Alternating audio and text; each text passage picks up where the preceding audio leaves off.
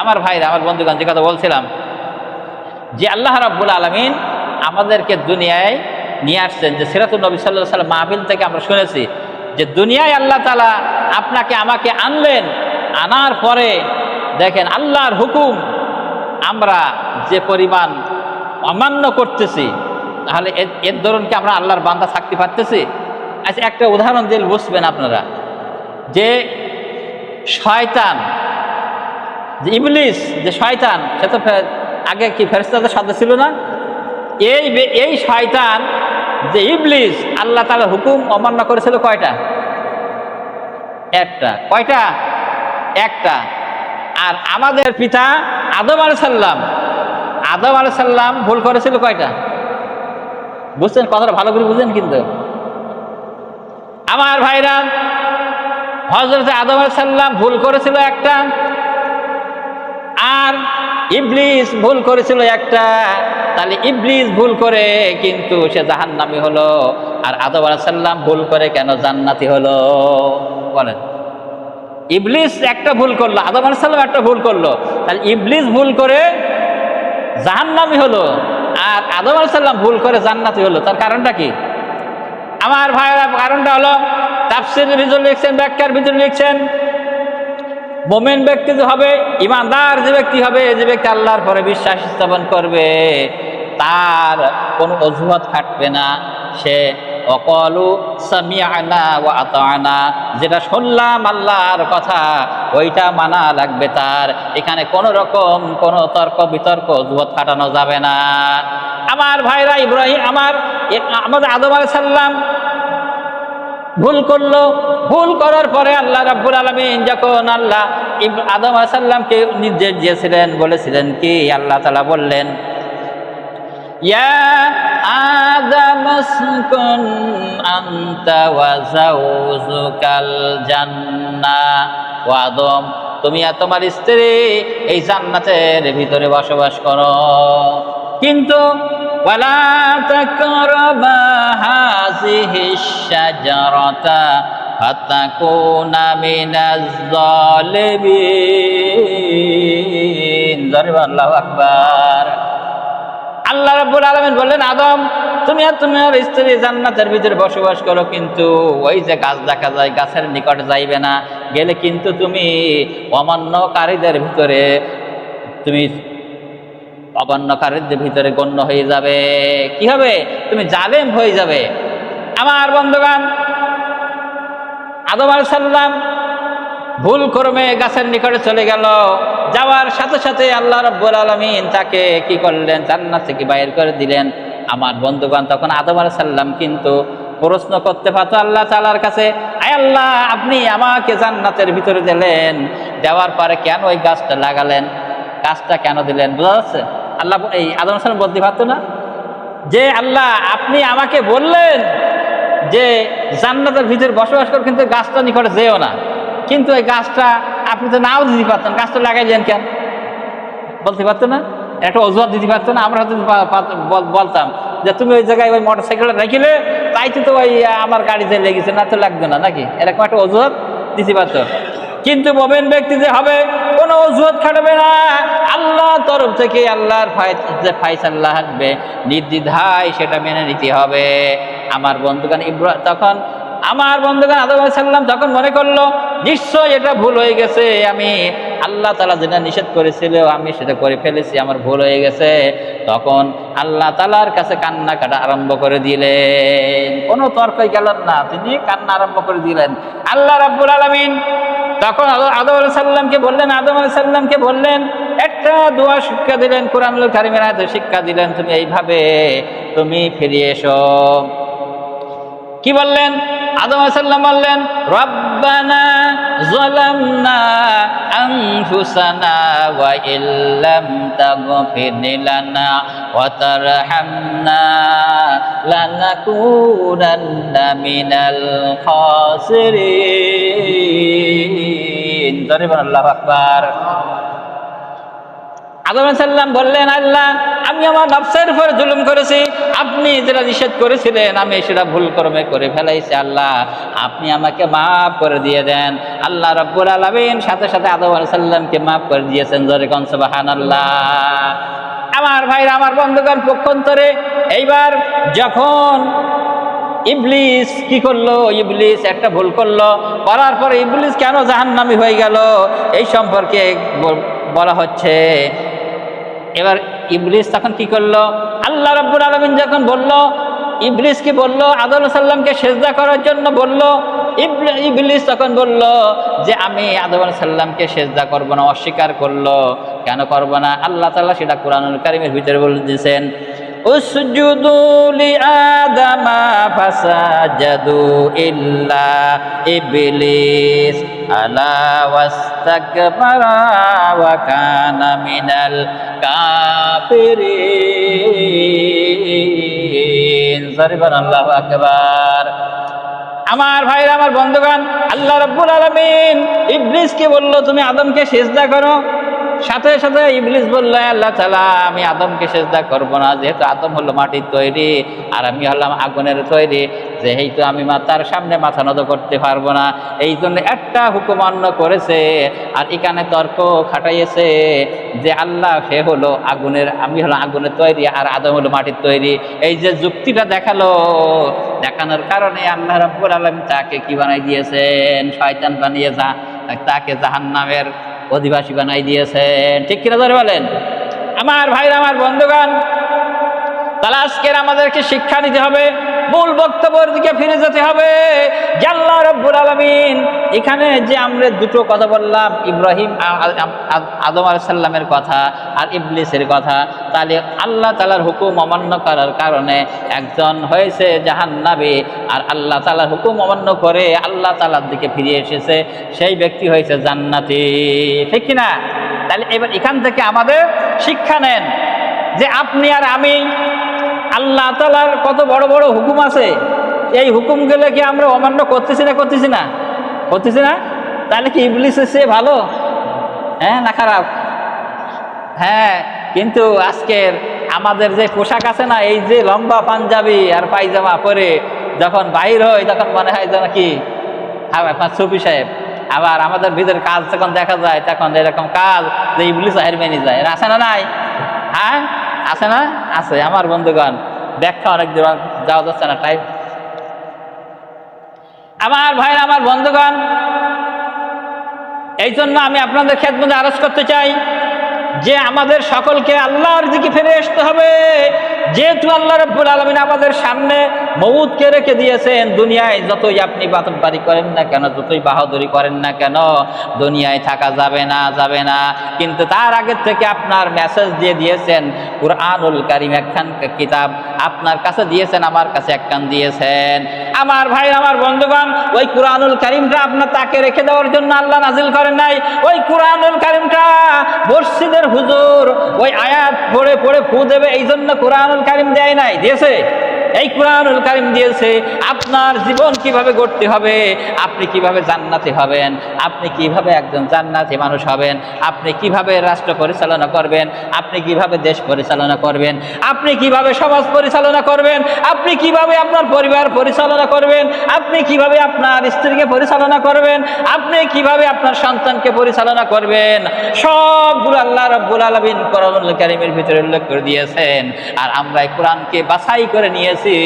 যখন ভয় লাগে কিংবা কোনো ছেলেবেলে হয় না, বাচ্চা কাচ্চা হয়েছে না, মসজিদে হুজুর কাছে যা, হুজুর একটা পানি ফোড়া দেয় কুরআনুল কারীমের আয়াত পড়ে, আর এই জন্য মনে করি কোরআন বনে এই জন্য নাজিল হয়ে গেছে। আমার ভাই, আমার বন্ধুগণ, আজকের জুমায় যারা আসছে অনেকের বাড়িতে কুরআনুল কারীম আছে, ওই কুরআনুল কারীমটা তাকের উপরে ফেলানো রয়েছে, আজও পর্যন্ত মনে হয় ময়লা পড়ে গেছে। কিন্তু কুরআনুল কারীম পড়ার জন্য আমরা চেষ্টা করি নাই। কিন্তু কোরআন না পড়লে আপনার জিন্দেগি, আমার জিন্দেগি কিন্তু পরিবর্তন হবে না। আল্লাহ নবী জনাব মুহাম্মদুর রাসূলুল্লাহ সাল্লাল্লাহু আলাইহি সাল্লাম কোরআনুল হাদিসের মধ্যে বলেছেন, ওয়ালান নবী সাল্লাল্লাহু আলাইহি সাল্লাম ইন্নাল্লাযী লাইসা যাও ফীহিম শাইয়্যুম মিনাল কুরআন কাল বাইতুল ফরিদ। আন্নান নবী জনাব মুহাম্মদুর রাসূলুল্লাহ সাল্লাল্লাহু আলাইহি সাল্লাম বলেছেন যে দেহের ভিতরে কোরআন নাই, ওই দেহটা হলো বিরান ঘরের সমতুল্য। অর্থাৎ আপনি একটা ভাইরা, অনেক কোটি কোটি টাকা দিয়ে একটা বিল্ডিং তৈরি করেছেন, ওই বিল্ডিং এর ভিতরে যখন মানুষ বসবাস করবে না, তখন ওর ভিতরে ময়লা থাকবে, ওর ভিতরে আপনার জিন ভূত এই সমস্ত বাস করবে, সাপ বিশ্ব এগুলো বাস করতে থাকবে। করবে না করবে না করবে না করবে না? আমার বন্ধুগণ, যখন আপনার দেহের ভিতরে কোরআন থাকবে না, আমার দেহের ভিতরে কোরআন থাকবে না, তখন কিন্তু শয়তান বাসা বাঁধবে। এইবার শয়তান বাসা বেঁধে তখন কুপ্ররোচনা দেবে যে নামাজ পড়লে কি হবে, পরে পরিষ্কানে, পরে পরিষ্কানে, কোরআন পড়ে কি হবে, কোরআন পড়ে তাতে লাভ নাই। এইরকম করতে করতে আপনাকে আমাকে পিছাই রেখেছে, ঠিক কিনা? কিন্তু আপনি একদম ইচ্ছা করে কুরআনুল কারীম পড়া তেলাওয়াত ধরেন, দেখেন শয়তান কোথায় চলে যাবে বাড়ির থেকে, তা ঠিক নাই, ঠিক কিনা? কিন্তু আমরা কোরআনের পাশে যাই না, যাই হুজুরের কাছে, হুজুর একটু খুঁজেন, আমার এই ভয় লেগেছে, হ্যাঁ, এইরকম আমরা এইটা ব্যবহার করিনি। আমার বন্ধুগণ, যেটা কথা বলছিলাম, আদম আলাইহিস সালাম যে আল্লাহকে ভয় করেছে, আমার বন্ধুগণ আমাদেরকে, আমাদের আদি পিতা আদম আলাইহিস সালামকে যেমন ভয় করেছে, আমাদেরকে ভয় করে লাগবে না? লাগবে না? বলে লাগবে কি লাগবে না? আমার বন্ধুগণ, এই জন্য আমাদের যত পাপ হয়ে গেছে, আদম আলাইহিস সালাম পাপ করেছে, আল্লাহর কাছে মাপ চেয়েছে, আল্লাহ মাফ করে দিয়েছে। আমরা যদি এখন মনে করেন কারো বছর 50 বছর, 60 বছর, 40 বছর হয়ে গেছে, মনে করতেছি আর একটু কয়েকদিন যাক, আর একটু পাপ কাজটা যুক্তি করি নেই, পরে যে একবার ফাইনাল তওবা করবে না। এরকম অনেক দেখবেন শয়তানে খুব অঞ্চল দেয় যে এই এখন নামাজ পড়িস না, আর কত পরে পড়িস কেন, একেবার তওবা তালিল করে ভালোভাবে 5 ওয়াক্ত নামাজ পড়িস কেন, কি এই খারাপ কাজটা করতেছিস, আর একবার করি নেই, দুবার করি নেই, কি এই মাসটা করি নেই, আস্তে আস্তে পরে যে একের ভালো হয়েছে, এই করতে করতে সে মারা যায়, কিন্তু তওবা করার হয় না। আমার বন্ধুগণ, আমার ভাইরা, এই তওবা করতে হবে। তওবা করলে আপনার আমার জীবনে যত গুনাহ খাতা হয়ে গেছে, সব গুনাহ খাতাগুলো আল্লাহ তাআলা কিন্তু ক্ষমা করে দিয়ে দিবেন। আমার ভাইরা, আমার বন্ধুগণ, হযরত মুসা আলাইহিস সালামের জামানায় মুসা আলাইহিস সালামের কাছে তার উম্মতরা কম বয়সে বলল, মুসা পয়গম্বর, আমাদের এখানে বৃষ্টি হচ্ছে না, না হওয়ার কারণে ফসল হচ্ছে না, আমরা অনেক ক্ষতিগ্রস্ত হয়ে যাচ্ছি। আপনি যেহেতু আল্লাহর পয়গম্বর, আল্লাহ তাআলার কাছে বৃষ্টির জন্য একটু প্রার্থনা করেন। আমার বন্ধুগণ, আমার ভাইরা, মুসা আলাইহিস সালাম আল্লাহ তাআলার কাছে প্রার্থনা করলেন, আল্লাহ তাআলা, আমার কওমের তো অনেক কষ্ট হইতেছে, আপনার তরফ থেকে রহমতের বৃষ্টি আমাদের জন্য একটু বর্ষণ করেন। আমার বন্ধুগণ, আমার ভাইরা, আল্লাহ তাআলা মুসা আলাইহিস সালামকে বলে দিলেন, মুসা, এইভাবে তুমি যদি বৃষ্টি চাও, বৃষ্টি দেওয়া হবে না, তুমি চলে যাও, ওই যে ময়দান দেখা যায়, মাঠ দেখা যায়, ওই মাঠে চলে যাও, ওখানে তোমার কওমদেরকে নিয়ে তুমি ওখানে ইস্তেসকার নামাজ আদায় করে আমার কাছে প্রার্থনা করো, আমি আল্লাহ তাআলা কবুল করবো। জোরে কোন সুবহানাল্লাহ। আমার বন্ধুগণ, মুসা আলাইহিস সালাম চলে গেল, ময়দানে চলে গেল। ময়দানে যাওয়ার পরে ইস্তেসকার নামাজ পড়ে আল্লাহ তাআলার কাছে মুনাজাত করলেন, ফরিয়াদ করলেন, কিন্তু বৃষ্টি হয় না, কিন্তু বৃষ্টি হচ্ছে না। আমার বন্ধুগণ, কিন্তু মুসা আলাইহিস সালামের সঙ্গে আল্লাহ তাআলা ওয়াদা করেছেন যে তুমি ওখানে যাও, নামাজ আদায় করো, আমার কাছে দোয়া করো, আমি বৃষ্টি দেবো। কিন্তু এখানে বৃষ্টি দিল না, দিচ্ছে না কেন? আমার ভাইরা, আমার বন্ধুগণ, এই অবস্থা যখন হলো, আল্লাহ রাব্বুল আলামিনের কাছে মুসা আলাইহিস সালাম দরখাস্ত করলেন, আল্লাহ, আপনি তো বললেন এই ময়দানে আসার জন্য, ময়দানে আসলাম, এরপর ইস্তেসকার নামাজ পড়ে দোয়া করলাম, আল্লাহ আপনি তো বলছেন বৃষ্টি দেবো, কেন বৃষ্টি দিচ্ছেন না? আল্লাহ তাআলা জানাই দিলেন, মুসা, তুমি যে কওমদেরকে নিয়ে এসো, ওর ভিতরে একজনে এমন পাপী রয়েছে যে 50 বছর 60 বছর যাবৎ গোনা করেছে, সে ভালো কাজ করে নাই, ওই ব্যক্তি যতক্ষণ থেকে দল থেকে বাইরে না হয়ে যাবে, আমি বৃষ্টি দেব না। আমার ভাইরা, আমার বন্ধুগণ, এই মসজিদে মনে করেন আপনারা যে মুসল্লি আছেন, এইরকম ঘোষণা যদি আছে, এখন এখান থেকে মনে করবেন, আমি মনে করতে পারি, ওই ব্যক্তি মনে আমি হতে পারি। সময় হয়ে গেছে মনে নাকি? আমার ভাইরা, আমার বন্ধুগণ, মুসা আলাইহিস সালাম তখন কি করলো? মুসা আলাইহিস সালাম ঘোষণা দিল, এই যে মজলিসের ভিতরে, এই দলের ভিতরে যেখানে হাজার হাজার লোক দেখা যাচ্ছে, এই দলের ভিতরে কোনো ব্যক্তি, একজন পাপী ব্যক্তি রয়েছে, ওই ব্যক্তি যতক্ষণ পর্যন্ত বাহির না হবে ততক্ষণ বৃষ্টি হবে না। কে আসো এমন ব্যক্তি, তাড়াতাড়ি বেরিয়ে যাও। আমার বন্ধুগণ ভাইরা, আজকের জুমায় মসজিদে আপনারা যদি আসেন, এইরকম একটা ঘোষণা যদি হয়, এমন কোনো ব্যক্তি আছেন যে এই অপরাধ করেছেন, আপনি এখান থেকে বেরিয়ে যান, বলেন এখান থেকে বেরোবে না কেন? বলে এখান থেকে যদি বেরোই যায়, তাহলে তো আমার একের মান সম্মানও গেছে, আর এই সমাজের মনে করেন মসজিদের সেক্রেটারি হোক, সভাপতি হোক, আমার তো নেছে নাকি, এই জন্যে বেরোবে না। ভাইরা, মুসা আলাইহিস সালাম ঘোষণা দিয়ে দিল, কিন্তু লোক বাইর হয় না। মুসা আলাইহিস সালাম দেখলো, সব লোকজন দেখলো, কোনো লোক বাইর হয় না। কারণটা কি? মুসা আলাইহিস সালাম বললেন, কে আসো এরকম গুনাহগার পাপী বান্দা, বেরোয় যাও। কেউ বাইর হচ্ছে না। এই অবস্থা যখন হলো, আমার ভাইরা, আমার বন্ধুগণ, এই অবস্থা যখন হলো, কিছুক্ষণ পরে দেখা গেল যে আল্লাহর তরফ থেকে আল্লাহ রহমতের বৃষ্টি নাজিল হয়ে গেছে। জোরে কোন সুবহানাল্লাহ।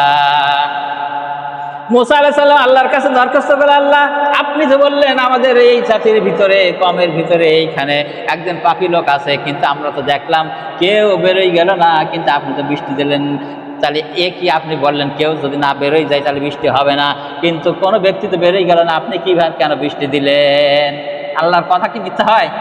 হ্যাঁ, কিন্তু মুসা আলাইহিস সালাম এটা বুঝতে পারতেছে না। আমার ভাইরা, আল্লাহ তাআলা মুসা আলাইহিস সালামকে জানাই দিলেন, মুসা, তুমি জানো না ওই যে ব্যক্তিরা 50 বছর 60 বছর যে গুনাহ ভিতরে ছিল, ওই ব্যক্তি এই দলের ভিতরে আছে। থাকার পরে ওই ব্যক্তি আমার দিকে তাকিয়ে এমন তওবা করেছে, আমার আরশ পর্যন্ত কেঁপে গেছে। সুবহানাল্লাহ। ওই ব্যক্তি তার নিজে যেমন চোখের পানি ছেড়ে দিয়ে এমন কাঁদা কেঁদেছে, আল্লাহ, ওই ব্যক্তিটা আমি হয়ে গেছি। আল্লাহ, আমি কত বড় অপরাধ করে ফেলাইছি, আমি কত পাপী, আমি কত গুনাহগার বান্দা। আল্লাহ, আমি যে পাপটা করেছি, পাপগুলো করেছি, আপনার রহমত দিয়ে আমার পাপগুলো মাফ করে দিয়ে দেন। আল্লাহ তাআলা মুসা আলাইহিস সালাম জানা দিলেন, ওই ব্যক্তি যখন চোখের পানি ঝরঝর করে জমিনে পড়তেছিল, জমিনে পড়ার আগেই আমার আল্লাহ তাআলার দরবারে কবুল হয়ে গেছে, তার আগেই আমি বৃষ্টি দিয়ে দিয়েছি। জরিকান সুবহানাল্লাহ। আমার ভাই, আমার বন্ধুগণ, আপনার যদি কোনো বিপদ আসে, সংসারে যদি কোনো বিপদ আসে, পারিবারিকভাবে যদি কোনো বিপদ আসে, আপনি নামাজে দাঁড়িয়ে যাবেন, কোরআন তিলাওয়াত করবেন, চোখের পানি ছেড়ে দিয়ে আল্লাহর কাছে আপনি ফরিয়াদ করবেন, মুনাজাত দোয়া করবেন, আল্লাহ পাক আপনার পরে রহমত নাজিল করবেন। কিন্তু আমরা আল্লাহর কাছে সাহায্য চাই না, যাই কোনো মেম্বারের কাছে, যাই কোনো চেয়ারম্যানের কাছে, যাই এমপির কাছে, মন্ত্রীর কাছে, গ্রামের মাতব্বরের কাছে, কিন্তু আল্লাহর কাছে একবারও আমরা বলি না। ঠিক কিনা? যারা বলেন ঠিক কিনা? এই জন্য আপনার আমার যা প্রয়োজন আল্লাহ তাআলার কাছে চাইতে হইবে। যদি আমরা আল্লাহ তাআলার কাছে না চাই, তিনি কিন্তু আমাদের কি সাহায্য করবেন না? করবে। এই জন্য আল্লাহ রাব্বুল আলামিন থেকে তাকিয়ে আমরা বন্ধুগণ যে কথা বলছিলাম, যে আজকের আল্লাহ রাব্বুল আলামিন যে আদম আলাইহিস সালামকে দেখেন, যে আল্লাহ তাআলা অর্ডার করলেন যে তুমি যেন গাছের নিকটে যায় না, তাহলে অপরাধ করেছে না? করেছে কিনা? অপরাধ যখন করলো তখন তিনি তো দায়ী হয়ে গেলেন। এবার উনি যখন তওবা করলেন, আল্লাহ রাব্বুল আলামিন তার তওবাকে কবুল করে দিয়ে মানে তার জীবনের গুনাহ সব মাফ করে দিয়েছেন। যেরকম সুবহানাল্লাহ। আজকের জুমায় আমরা যারা আসছে, আজকের এই জুমা থেকে আমাদের শিক্ষা নিতে হবে। খালি জুমার নামাজ পড়ে গেলে হবে না, আপনার মনের ভিতরে আপনি চোখ বুজে দেখেন, আপনার যখন থেকে গুনাহ লেখা হয়েছে আর এই বয়স পর্যন্ত কোথায় কি করেছেন কেউ জানে না। জানে কে? বলেন, কেউ জানে? আল্লাহর হাত থেকে বাঁচা যাবে? হ্যাঁ, আল্লাহ রাব্বুল আলামিন আপনার কাদের ভিতরে, আমার কাদের ভিতরে ফেরেশতা নিয়োজিত করে রেখেছেন, সিসি ক্যামেরা ব্যবহার করে রেখেছেন। আপনি যেখানে যেটাই করেন না কেন, আপনার ওই ক্যামেরার ভিতরে ধরা পড়ে যাচ্ছে না? আমার ভাইরা, আমার বন্ধুগণ, কিয়ামতের ময়দানে যখন আপনার আমলনামা দেওয়া হবে, আপনার হাতে যখন আমলনামা দেওয়া হবে, তখন আপনার আমলনামাগুলো আপনার নিজে পড়তে বলবে। কে? আপনার আমলনামা আপনাকে পড়তে হবে, কেউ পড়ে দেবে না। তখন আপনি দেখবেন এই আমলনামার ভিতরে যখন থেকে গুনাহ লেখা হয়েছিল, কোথায় আমি কার দরজা ঠেলেছিলাম, কোথায় আমি কার জমি ফেঁকে দিয়েছিলাম, কোথায় আমি কারকে মার্ডার করেছিলাম, এই সমস্ত করেছি, এর কারণে আমার সবগুলো ধরা পড়ে গেছে, ছোট বড় সব ধরা পড়ে গেছে। তখন ওই ব্যক্তি বলে, আল্লাহ, আমি তো এইগুলো কাজ করি নাই, তোমার ফেরেশতারা আমার বিরুদ্ধে বানাই লিখেছে। এটা কিন্তু কোরআনের কথা। তখন আল্লাহ বলবেন, ফেরেশতা বানাই লিখেছেন। আল্লাহ তখন কি করবেন? তার জবানকে বন্ধ করে দিয়ে এই হাত পা দ্বারা সাক্ষী নেবে। বলো, আল্লাহ তখন বলবে যে তুমি সাক্ষী দাও। তখন হাত বলবে, আল্লাহ ও ঠিক এই কাজগুলো করেছেন। তখন কোথায় যাবেন? যাওয়ার জায়গা আছে? যে হাতকে একটা কাটা ফুটলে আপনি কি যত্ন করেন? স্যান্ডেলের সাবান দিয়ে পরিষ্কার করেন, আপনার শরীরটা পরিষ্কার করেন, এই শরীর সাবান সবগুলো আপনার বিপক্ষে দাঁড়াবে। এই জন্য আজকে জমা থেকে আজকে শিক্ষা নেই যে আল্লাহ রাব্বুল আলামিন তিনি আপনাকে আমাকে দেখছেন, সে আল্লাহর ভয়টা নিয়ে আজকের জন্য মসজিদ থেকে বাইর হয়ে যেতে পারে। আর আজকের জুমা থেকে শিক্ষা নেব, আজকে জুমায় যারা আপনারা আসছেন 5 ওয়াক্ত নামাজ ছেড়ে দেব না, এই কথা বলা যাবে না ইনশাল্লাহ? ইনশাল্লাহ। আল্লাহ পাক আমাদের সকলকে অভিদান করেন, আমিন। ওয়া আখিরু দাওয়ানা আলহামদুলিল্লাহ। আসসালামু আলাইকুম ওয়া রাহমাতুল্লাহ।